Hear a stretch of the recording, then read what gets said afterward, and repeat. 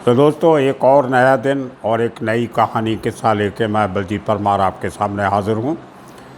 आज आपको किस्सा सुनाएंगे 1995 का। वो साल मुंबई के क्राइम के इतिहास में बड़ा ख़तरनाक साल रहा है, जिसमें बहुत बड़े बड़े लोगों के सनसनीखेज़ मर्डर हुए, जिनमें एक का जिक्र मैंने कल परसों की वीडियो में किया था।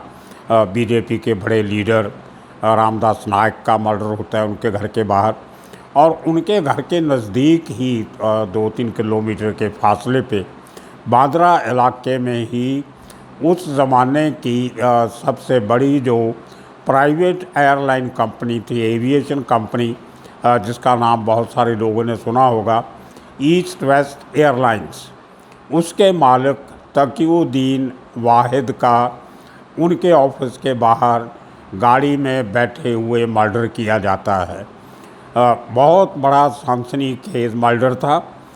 इतने बड़े इंडस्ट्रियलिस्ट जो अपनी प्राइवेट एयरलाइन चला रहे थे, और उनके ऑफिस के बाहर 4 लोगों का मर्डर करना 1995 के नवंबर में, ये एक बहुत बड़ी घटना थी। पूरे जिसने मुंबई में जो बिज़नेस सर्कल था उसको हिला के रखा, और पुलिस को बहुत बड़ा नाक में दम किया। राकेश मारिया तभी डीसीपी क्राइम हुआ करते थे। वो अपनी किताब में भी उन्होंने कहीं जिक्र किया है कि वो मेरी ज़िंदगी का सबसे बड़ा और ख़तरनाक साल जो था वो 95 का था। उसमें आपको बताएंगे जो नए लोग फील्ड में आए, फिरोज़ कोंकणी जैसे, और छोटा राजन दाऊद से अलग हो के अपनी एक नई पहचान बनाने में जुटा था। उस पहचान बनाने में उसको जितने वो मर्डर कत्ल करता था, उतनी उसकी अंडरवर्ल्ड में और उससे जुड़े लोगों में उसकी बुक्कत बढ़ती थी, उसकी आमदन का साधन बढ़ता था। क्योंकि जितने बड़े आदमी को आप मारोगे, उतने बड़े जो और लोग हैं वो आपको और ज़्यादा पैसा एक्सटॉर्शन में या प्रोटेक्शन में देंगे। तो ये अंडरवर्ल्ड का बिज़नेस का एक असूल है कि 10 छोटे लोगों को मारने से बेहतर है एक बड़े आदमी को मारो, ताकि आपकी दहशत, आपका डर बना रहे। तो इसी तरह जो ईस्ट वेस्ट एयरलाइन के मालिक थे तकीउद्दीन वाहिद, उनका जो मर्डर हुआ सड़क के ऊपर, उसने वाकई ही छोटा राजन की के रुतबे में और उसकी आमदनी में बहुत बड़ा उस हादसे ने योगदान दिया। बहुत बड़े बड़े लोगों ने, बिल्डर्स ने, इंडस्ट्रियलिस्ट ने, खाली मुंबई के नहीं बल्कि मुंबई के नज़दीक लगते एरिया, थाना, नवी मुंबई, पनवेल और पूना, नासिक, वहाँ के बड़े बड़े लोगों ने भी बहुत बड़े बड़े अमाउंट छोटा राजन को देने शुरू किए इस एक कत्ल के बाद। अब देखना पड़ेगा कि तकीउद्दीन वाहिद को छोटा राजन ने निशाना क्यों बनाया। जैसे मैंने बताया कि 93 के ब्लास्ट तक छोटा राजन और दाऊद साथ में थे। 94 में छोटा राजन दाऊद से अलग होता है, और उसके पास कोई इतना पैसा साधन अपने नहीं होते। काफ़ी सारे लोग उसको छोड़ के चले गए। जो अंडरवर्ल्ड में उसकी पैठ बनी थी दाऊद के साथ रह के, वो कहीं ना कहीं ख़त्म होती नज़र आ रही थी। तो छोटा राजन ने कुछ छोटे छोटे बिल्डर जैसे मजीद खान एमके बिल्डर का, इस किस्म के छोटे छोटे लोगों को मारना शुरू किया, ये कह के कि ये लोग दाऊद के आदमी हैं, दाऊद का बम ब्लास्ट में हाथ है, वो मुस्लिम डॉन है और मैं देशभक्त डॉन हूँ, और मैं एक देश के लिए काम कर रहा हूँ। और ये भी आपको सबको मालूम है कि हमारे देश की कुछ एजेंसीज उसके टच में थी। उनका कुछ अपना कुछ अकीदा होगा, कुछ अपना मकसद मतलब होगा, जो छोटा राजन के साथ मिल के उसको प्रोटेक्शन भी देते थे, उसकी हेल्प भी करते थे। उसके बदले में कोई हेल्प छोटा राजन से लेते भी होंगे, पर मुझे नहीं लगता ऐसी कौन सी हेल्प छोटा राजन हमारे एजेंसीज की कर सकता था या अब कर रहा होगा, जो हमारी एजेंसीज खुद नहीं कर सकती। हमारे पास रॉ है, आईबी है, ये सब एजेंसीज हैं। अगर उनसे कोई काम नहीं होता तो बड़ा अजीब सा लगता है कि वो छोटा राजन की या उसके ग्रोह के मेंबर्स की मदद लेंगे। कारण कुछ और होंगे जो सामने नहीं आते, मुझे भी कुछ मालूम है। खैर, तो छोटा राजन इस फिराक में था कि बम्बई के समुंदर की एक बड़ी मछली को मारा जाए ताकि मेरा जो धंधा है एक्सटॉर्शन का वो बड़े लेवल तक पहुँचे और बड़े लेवल तक चले। उसके लिए एक सॉफ्ट टारगेट इनको चाहिए होते हैं। नॉर्मली जो बम्बई के बड़े नामचीन अमीर लोग हैं उनके पास या तो पुलिस की प्रोटेक्शन लेके रखते हैं, जहाँ उनके पास अपनी प्राइवेट सिक्योरिटी होती है, या कुछ और बंदोबस्त उन लोगों ने किए होते हैं। लेकिन तकीउद्दीन वाहिद ऐसा आदमी था जिसकी किसी से कोई दुश्मनी नहीं थी, जिसका किसी से कोई लेना देना नहीं, वो मुंबई का था भी नहीं। वो तो केरला से आया था, एक छोटे से गांव से, मलयाली बिजनेसमैन था। आके उसने एक ट्रैवल एजेंसी खोली, एयरलाइन की टिकटिंग करने लगा। वो एजेंसी बहुत अच्छी चली, आज भी चल रही है। तो वहाँ से उसको एक नई पॉलिसी 1991 में जो आई, जो मनमोहन सिंह के टाइम पे लिबरलाइजेशन जो की गई हिंदुस्तान की, इंपोर्ट एक्सपोर्ट काफ़ी आसान किए गए। बाहर के टाई अप करके आप FDI फॉरेन डायरेक्ट इन्वेस्टमेंट कहो या फॉरेन कंपनीज के साथ पार्टनरशिप से आप हिंदुस्तान में नए बिज़नेस, नए काम शुरू कर सकते थे। वो ओपन पॉलिसी जो की थी, इकोनॉमिक रिफॉर्म जो किए गए थे, नरसिम्हा राव के टाइम प्राइम मिनिस्टर थे, मनमोहन सिंह फाइनेंस मिनिस्टर थे। तो वो जो एक दौर चला 2-3 साल, उसमें काफ़ी सारी बाहर की कंपनियां हिंदुस्तान में आईं, BPOs बने, कोई कॉल सेंटर्स बने, रोज़गार के साथ में बने। खैर वो दूसरी कहानी है। लेकिन उसी चक्कर में एविएशन का सेक्टर भी सरकार ने खोल दिया। उसके पहले हिंदुस्तान में एयर इंडिया और इंडियन एयरलाइंस की मोनोपोली थी। इनकी छोटी सी एक कंपनी और चलती थी, वायुदूत, छोटे छोटे जहाज़ चलते थे। और एक इनकी हेलीकॉप्टर कॉरपोरेशन ऑफ इंडिया थी जो ONGC वगैरह के लिए अपने हेलीकॉप्टर चलाते थे। तो पूरी तरह से हिंदुस्तान की एयर स्पेस पे सरकारी कंपनियों का कब्ज़ा था। तो पहली बार जब एविएशन सेक्टर ओपन किया गया तो सबसे पहली जो प्राइवेट एविएशन कंपनी खुली वो थी ईस्ट वेस्ट एयरलाइंस। उसके मालिक थे तकीउद्दीन वाहिद। और मुझे याद है कि जब इनको लाइसेंस दिया गया, DGCA ने, director general of civil aviation ने इनको एयरलाइन चलाने का लाइसेंस दिया, तो उसकी जब अनाउंसमेंट पार्लियामेंट में हुई थी तो माधवराव सिंधिया वो एविएशन मिनिस्टर थे। मैं एविएशन कवर किया करता था उन दिनों में। पूरी एयरलाइन मेरे पास एयरपोर्ट का पास था, एयरपोर्ट पे जाता था रोज़। तो मैंने उनकी स्पीच भी सुनी, वो जो पार्लियामेंट में दी, और पूरे पार्लियामेंट के मेंबर्स ने ताड़ियां लगा के स्वागत किया कि हिंदुस्तान की जो एयर स्पेस है वो जो हमारा आसमान है उस पर अभी प्राइवेट एयरलाइंस के जहाज़ भी उड़ेंगे। तो वो दौर था जिस दौर में 92 में लाइसेंस लेके तकीउद्दीन वाहिद ने और उसका भाई भी था एक, इन्होंने ईस्ट वेस्ट एयरलाइन शुरू की। सबसे पहले 3 जहाज़ एक अमेरिकन कंपनी से बोइंग 747-200 ख़रीदे गए जो फीडर स्टेशन पे चलने थे। इनको बड़े स्टेशन नहीं दिए गए, बॉम्बे, दिल्ली, कलकत्ता, हैदराबाद, चेन्नई, ये नहीं दिए गए। इनको छोटे स्टेशन दिए गए जिनमें कालीकट, इस किस्म के छोटे शहरों में आप छोटे जहाज़ लेके जा सकते हो। तो वहाँ से इन्होंने 3 जहाज़ से अपना काम शुरू किया। उसके बाद 5 जहाज़ और वेट लीज पे लाए गए और एविएशन कंपनी उन 8 जहाज़ों से इन्होंने शुरू की। 93 में इनका लाइसेंस मिलने के बाद ऑपरेशन शुरू करते हैं। फ़्लाइट्स आने जाने लगती हैं। ईस्ट वेस्ट एयरलाइन की टिकट्स बहुत सस्ती थी और आपको सर्विस बहुत अच्छी थी और बड़ा इंटरेस्ट लेके उन्होंने ये कंपनी खोली। उसी दौरान 93 में बॉम्बे में बॉम्ब ब्लास्ट होते हैं। तो बहुत सारी जो मुस्लिम एंटिटीज़ थी उनके ऊपर शक की सुइयाँ घूमने लगी कि इनका कहीं ना कहीं ब्लास्ट में हाथ नहीं हो।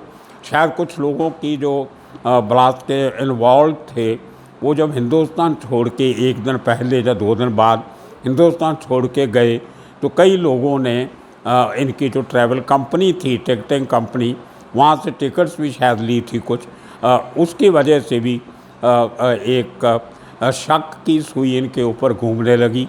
बहुत शोर शराबा हुआ कि ये जो ईस्ट वेस्ट एयरलाइन है, इसमें दाऊद का इन्वॉल्वमेंट है, डी कंपनी का पैसा लगा है।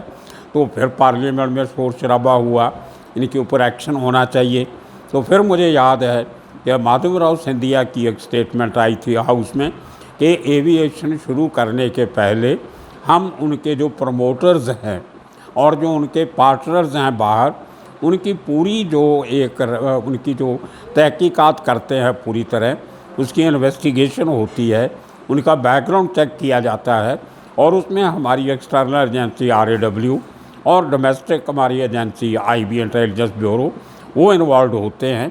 इनको लाइसेंस जो दिया गया वो रॉ की और IB की क्लियरेंस के बाद ही दिया गया। अभी तक हमारे कोई ऐसा सबूत नहीं है, कोई ऐसी एविडेंस नहीं है जिस पे ये माना जाए कि ये जो वाहिद ब्रदर्स हैं, ईस्ट वेस्ट एयरलाइन के जो मालिक हैं, इनका कोई किसी इलीगल गतिविधि में कोई इनका रोल है या इनका हाथ है। तो लेकिन कहते हैं ना, कंट्रोवर्सी एक बार खड़ी होती है तो मरती बहुत मुश्किल से है। कहीं ना कहीं फिर वो नासूर की तरह उठती रहती है, सवाल उठते रहते हैं, जवाब आने के बाद भी सवाल मरते नहीं। तो ये कुछ इसके साथ वो चलता रहा किस्सा कि कहीं ना कहीं ईस्ट वेस्ट के मालिकों का डी कंपनी के साथ या अंडरवर्ल्ड के साथ कुछ रिश्ते हैं, रिलेशन हैं। और वो दौर था जब मैंने बताया कि छोटा राजन को बैसाखियों की ज़रूरत थी, उसको अपने पाँव पे नए सिरे से खड़ा होना था, उसको कुछ ऐसे काम करने थे बड़े जिससे उसका नाम चमके और पैसे की आमदनी शुरू हो जाए। तो वो एक टारगेट, सॉफ्ट टारगेट ढूंढते हैं कि किस आदमी को मारना आसान है। तो सोच समझ के इन्होंने जो वो टारगेट बनाया छोटा राजन ने, वो बनाया वाहिद ब्रदर्स को। तो प्लानिंग की गई, रैकी की गई, और देखा गया कि जो ईस्ट वेस्ट एयरलाइन का जो बांद्रा में ऑफिस था, वो एक बड़ा बिज़ी एरिया है शुरू का, जो बांद्रा का मेन पेट्रोल पंप है भारत पेट्रोलियम का, वहाँ से गुरु नानक रोड एक अंदर जाती है पाली हिल की तरफ। तो उसका एक आगे जिमखाना आता है राइट साइड में, जिमखाना क्रॉस करके राइट साइड में एक छोटी सी रोड जाती है। वो एक बहुत छोटी सी पहाड़ी है, हल्की सी हिलक सी है। वो थोड़ा ऊपर चढ़ान चढ़ के वहाँ पे तकीउद्दीन वाहिद का ईस्ट वेस्ट कंपनी का हेडक्वार्टर था। तो वो बाहर से कहीं काम से शाम को अंधेरा हो चुका था। वो जब अपनी गाड़ी लेके ऑफिस में आता है फाइनली, कुछ पेपर रखने के लिए, जब अपने ऑफिस को मिलने के लिए, तो मर्सिडीज़ गाड़ी थी ब्लू कलर की, उसको रोका गया। एक लाल कलर की मारुति वैन, उसमें 4 लोग थे, एक ड्राइवर अलग था। 4 लोग उस वैन में से निकलते हैं। एक हथौड़े से उस गाड़ी का विंडशील्ड जो है वो ब्रेक की जाती है। वो जो 4 लोग थे, मैं बता दूं, उनमें जो मेन था वो रोहित वर्मा।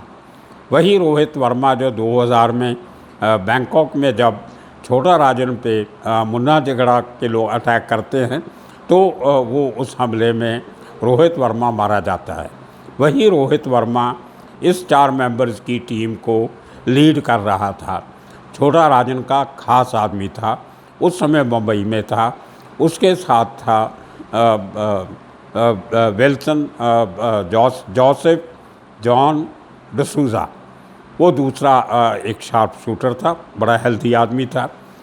तीसरा जो आदमी था वो इनके साथ 2 आदमी और भी थे, उनमें चौथा आदमी नाम जोड़ा गया बाद में, पहले चार्जशीट में उसका नाम नहीं था, वो था एजाज लकड़ा वाला।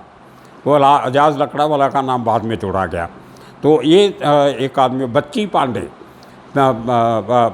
था इनके साथ एक, और इन चारों लोगों ने मिल के ये पूरा उसको मारने के लिए गए थे।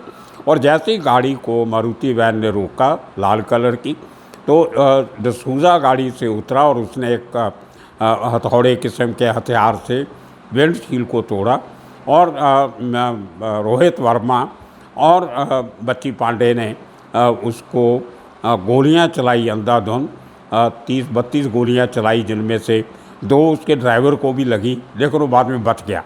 तो उस जगह पे तकीउद्दीन वाहिद का मर्डर उसके ऑफिस के सामने उसकी गाड़ी के अंदर हो जाता है। तो मैं उस स्थान पे जब पहुंचा तो मैं अपने ऑफिस की तरफ से अपना फ़ोटोग्राफ़र लेके, आज काफ़ी रात का समय हुआ था, तो राकेश मारिया उस ऑफिस के बाहर, मुझे आज तक वो सीन याद है, तभी डीसीपी थे, और वो अपना रिवॉल्वर जो था, जो पिस्टल थी हाथ में, वो ऐसे कंधे पे रख के खड़े थे।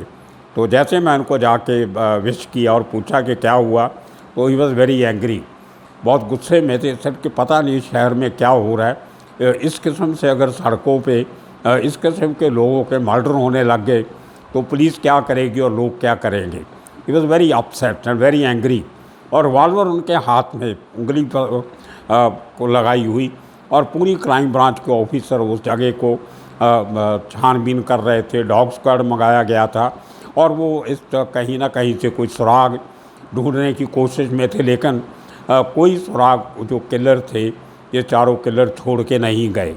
लेकिन वो बहुत बड़ा सेंसेशनल मर्डर था, एक एयरलाइन के मालिक का मर्डर, एक रिहायशी इलाके में जहाँ पे चहल पहल भी थी, वहाँ पे शरेआम 4 आदमी आके उस ईस्ट वेस्ट एयरलाइन के मालिक को मार के चले जाते हैं।